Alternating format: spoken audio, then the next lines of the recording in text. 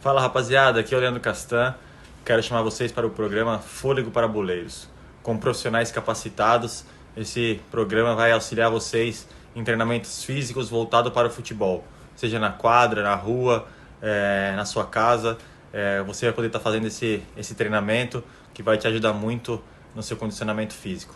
Valeu, um forte abraço, venha para o Fôlego para Boleiros. Oi, quem me chamou? Só para dizer o seguinte, Quem que me chamou? a gente tem vários amigos e alguns amigos que... É o Pascoal. E alguns amigos que conhecem pessoas na Grécia e que até já jogaram no Olympiacos. E recebi uma informação de um amigo de que a primeira proposta feita pelo Olympiacos para o Rafinha achou abaixo do que ele quer. Mas o Olympiacos está promovendo uma nova conversa, ampliando aí a oferta para levar o lateral direito do Flamengo. Então a conversa continua exatamente como você falou. Mas a primeira oferta o Rafinha não topou, já estão partindo para o segundo capítulo. Lembrando, quando eu estava lá, eu vi ele recusar uma proposta da Inter de Milão, que era de 6 milhões de euros por temporada. Eu vi. Mas tem esse lance do Rafinha aí. E aí, mano, ontem lá, muitos torcedores, né? O Atlético Goianiense tem uma torcida aí, fanática, me mandando mensagens que eu faltei com respeito, que eu desrespeitei. Teve um jogador, o Renato Kaiser, que não jogou ontem, falou que passa o carro, né, Benja? Admiro o seu trabalho, mas vamos tratar o Atlético Goianiense com um pouco mais de respeito, por favor. Grande abraço. Mas olha, tá aí, ó, do Renato Kaiser, jogador. Ele não foi mal educado comigo, lógico que não, um abraço pra ele. Agora, mano, eu vou discordar desse pessoal que tá falando que eu faltei com respeito. Eu não faltei com respeito. Ontem tinha um jogo do melhor considerado, o melhor time da América do Sul. Mas isso é coisa do futebol também, Sim, mas tem gente que não entende dessa maneira. Porque eu falei, também entender isso. São os mimizentos. Falar passar o carro. Gente, ontem era o melhor time da América do Sul, considerado por muitos, contra um time que acabou de subir da Série B. E eu falei, sim, o Flamengo é favoritaço. E era, mano. O Flamengo era favoritaço. Cara, mano. Ponto. Agora, no jogo de ontem, o Atlético Goianiense jogou pra caraca. O Flamengo não jogou nada. Resultado justo. Agora, eu não faltei com respeito com ninguém. Então, meu pequeno menino, duas perguntas pra você. Na tua opinião, você acha que o Rafinha vai embora? E outra, o Flamengo ontem era ou não era o favoritaço? Então, Benja, é uma situação um pouco delicada, cara, porque, por exemplo, quando você usa um termo assim, quando você usa uma hipérbole da forma como você usou, soa meio agressivo para os jogadores. Daqui do programa, só eu e o Pascoal tivemos a cautela de dizer que o Atlético Goianiense... Você usa esse direito, hipócrita! Que traíra, muito cara dura, cara. Duas caras, safado! Safado, calhorda! Cafajeste! Kaiser, concordo com você. Vai pra cima do Benja mesmo. É pau nele, Kaiser. Mano. Pau nele. Tô junto. Vou retweetar aqui o seu post, mano. Mas, Benja, o negócio é o seguinte, cara. Vamos lá.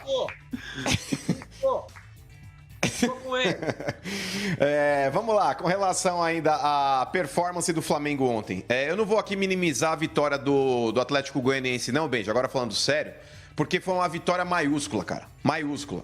É claro que o Flamengo apresentou algumas fragilidades, mas o Mancini ele foi muito inteligente, cara. Ele colocou dois jogadores aí que desequilibraram o jogo para jogar em cima do Rodrigo Caio, que foi o caso do Jorginho e aquele Ferrarese também. Os dois acabaram com o Rodrigo Caio.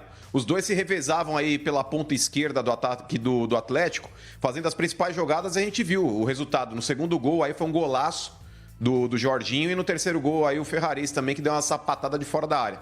Mas independente dos golaços que marcaram, jogaram muito bem. E sempre com jogadas em cima do Rodrigo Caio. Eu concordo com vocês com relação ao fato de não execrarem agora o nosso Domenech. Porém, Benja, na boa, vamos lá, por partes. O Flamengo é um time que em 2020 ainda não entrou em campo.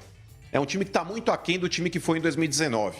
E isso já desde o estadual. Ganhou o campeonato estadual porque ele tem sobras aí à frente dos outros. Fluminense, Botafogo, Vasco, Volta Redonda, enfim, o Flamengo sobra, ele sobra. Então ele acabou ganhando o campeonato estadual sem forçar a barra. O Flamengo ganhou o campeonato estadual revezando entre segunda e terceira marcha. Não precisou colocar a quinta, a sexta, a sétima, a oitava. Ele ganhou por isso, ponto. O campeonato estadual não é parâmetro. Quando começa o Campeonato Brasileiro, Benja, é uma situação na qual, por mais que digam, mas o Flamengo ficou 24 dias sem jogar, isso pesa. Eu vou trazer um dado aqui que talvez muita gente não saiba. Vocês sabem quando foi a última partida oficial que o Atlético Goianiense fez? No dia 19 de março, um jogo contra o São José pela Copa do Brasil. Dia 19 de março. Olha quanto tempo o Atlético Goianiense ficou sem jogar uma partida oficial. Então, querendo ou não, cara, isso daí é balela. Mas tá mal fisicamente. Tá isso, tá aquilo. O Flamengo está irreconhecível em 2020, Benja. Irreconhecível. E aí eu acho que cabe a crítica, sim, em cima do Domenech, porque, primeiro, no primeiro jogo, quando eu disse que ele tomou um laço do Sampaoli, vieram os entendidos aí. Porque na internet tem um monte de gato mestre, né? Porque você não conhece a corneta invertida que o Guardiola ensinou pra ele. Quando eu disse que ele não poderia ter feito o que ele fez ali de tirar o Arrascaeta... a pirâmide invertida. Corneta invertida. A mesma coisa, é quase igual a figura. Mas o negócio é o seguinte, vamos lá, senhor Mani. A mesma coisa, corneta, pirâmide, triangular igual. Mas o negócio é o seguinte... Esse programa vive dessa de falar, Benja, senão vai... Corneta! Não, deixa eu terminar de falar. Eu só queria que você fizesse o som de uma corneta senão invertida. Perde a linha de raciocínio, gente. O som é pra vamos lá, dentro. o negócio é o seguinte. Primeiro, uma corneta, o idiota, ele lembra também um triângulo. Então serve também, você entendeu? Quando ele foi contra o Atlético Mineiro vamos lá. Quando ele foi contra o Atlético Mineiro e tirou a Arrascaeta. Peraí, gente, tem um atraso, senão vai ficar complicado pra falar. Vamos lá.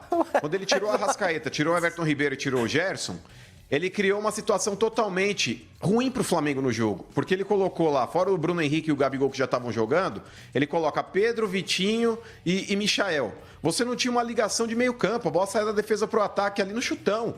Então não adianta você colocar aí uma série de atacantes dentro de um jogo, ainda mais quando você não treina isso. Ele tinha acabado de chegar no Flamengo.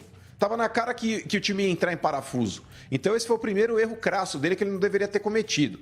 Na partida de ontem, quando ele coloca o Rodrigo Caio na lateral direita, aí por mais que digam, mas o Rafinha estava sendo poupado porque ele estava jogando muitas partidas seguidas. O ano passado ele jogou também e não precisou ser poupado, com raras exceções. Então, desculpa, eu não caio nesse conto, não. Pode ser que ele tenha sido retirado do jogo por causa da proposta que está rolando em paralelo aí do futebol grego, do Olympiacos? Pode ser. Mas, desculpa, o Bruno Fux, ele também está negociando com a Europa e vai jogar hoje contra o Santos. Então, se você tem ali uma Ferrari na garagem, não é porque amanhã você pode ficar pobre e perder o carro que você vai deixar de usá-la hoje. Tem que usar enquanto estiver lá. Mas ele está com uma lesão no tornozelo. Mas é que tá, Pascoal, isso daí muitas vezes aí é o famoso caô. Mas vamos lá, Pascoal, se ele não pudesse usar o Rafinha, a minha sugestão seria colocar o Ilharão na direita.